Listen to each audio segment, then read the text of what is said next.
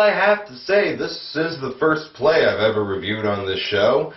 It's also the first Broadway musical I've ever reviewed on this show. It's a pretty bad one at that. That in mind, Shrek the Musical.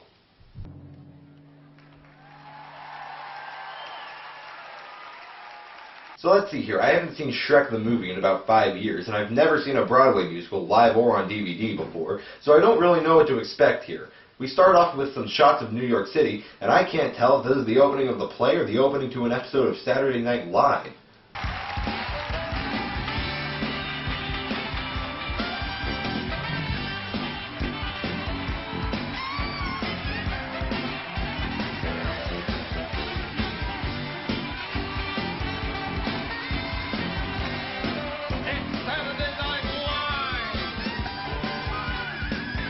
But we start the play off with Shrek as a young boy. Look at that poor kid. I can't tell if the character was supposed to be embarrassed or if the actor is just embarrassed to be in that ridiculous costume. Believe me, I don't blame him.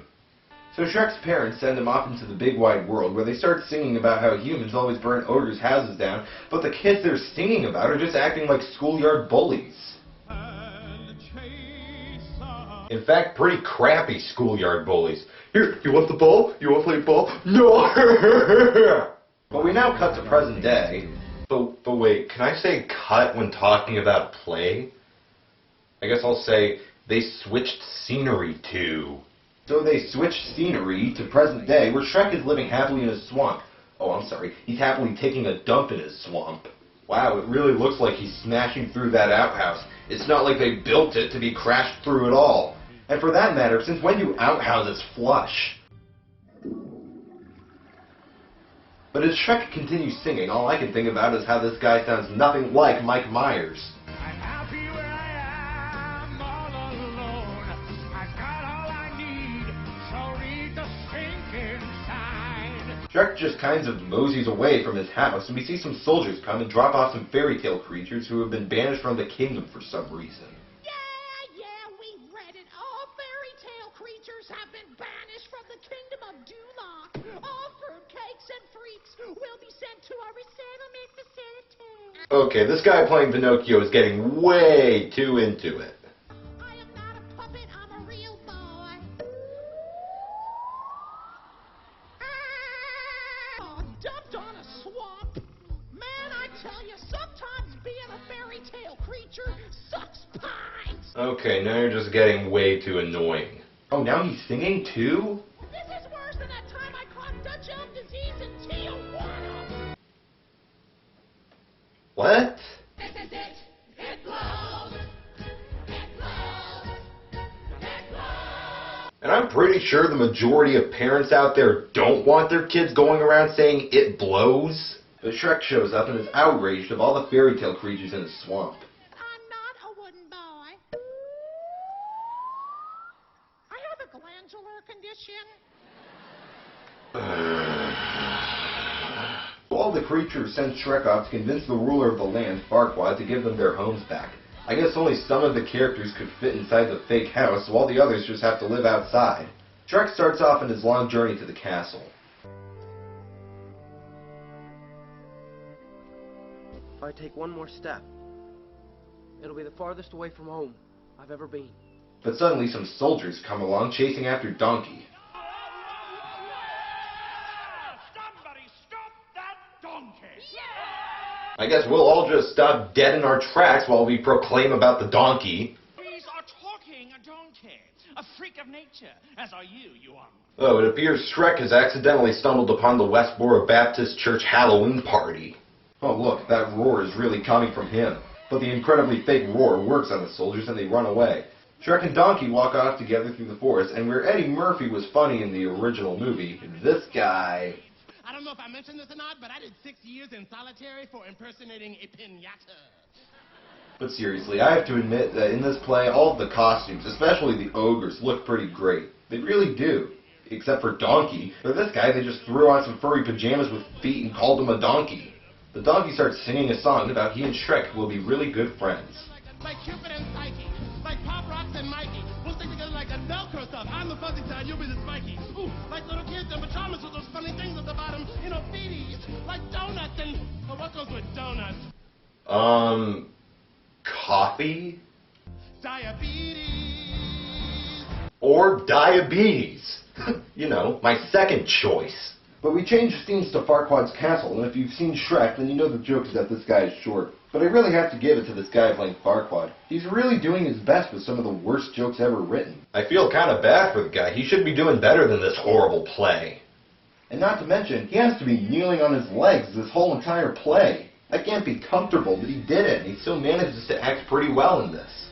I mean, props, guy. This isn't your fault. This is the writer's fault. We go back to Shrek and Donkey, who are now at Farquaad's castle. Good Farquaad's castle. Didn't I tell you I'd find it? It's a bit much, isn't it? Do you think he might be compensating for something? Oh, forget it. Oh, great. A penis joke. Alright, look, in any other form of media, this would be pretty funny. And it is. One of the few funny jokes in this movie. But why on earth would you put it in a children's play? What were you thinking? And then this. I can't even imagine my parents taking me to see this movie when I was 6. It wouldn't have lasted 10 minutes, and they would have scooped me up and ran me out of the auditorium. Oh, okay. Is the play over now? So Farquaad makes a deal with Shrek that if he rescues Fiona for him, he'll kick the fairy tale creatures off of his swamp. Shrek and Donkey head over there and hey, idiots, you're not even running. It doesn't look like you're running for even a second. But they start singing a song, and I have to admit it perfectly matches my feelings right now while watching this play. Why me? Why me? Why me? Why me? A simple answer would be fine. What did I do to deserve this honestly? This ass of mine is asinine. Why me? That's so funny. I just got that he might be compensating for something joke. But the two arrive at the dragon's castle and have to make their way across a dangerous rope bridge. Okay, just let go. I'll pull you up. Are you crazy? I'm going in here. I'm not gonna drop you. How funny would it have been if the actor playing Shrek actually dropped the actor playing Donkey? But they make it to the castle and Donkey stays behind while Shrek heads off to find the princess. Alright, I cannot wait to see this dragon.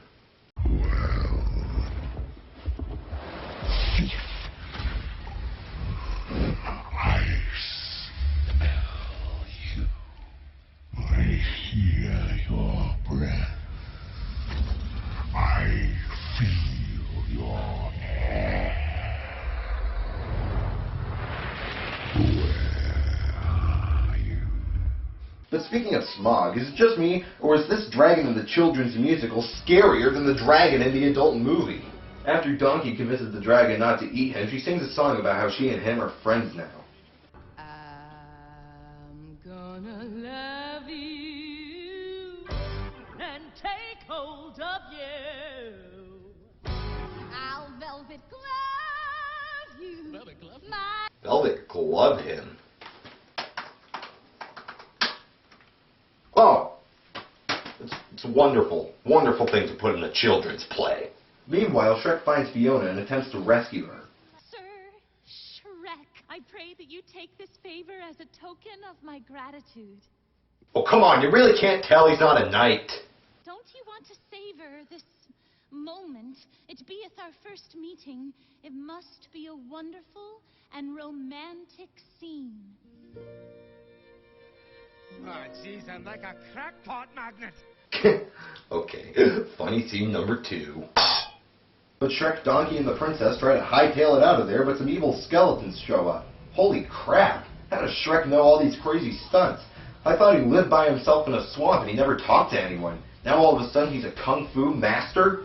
But things get even worse when the dragon shows up again.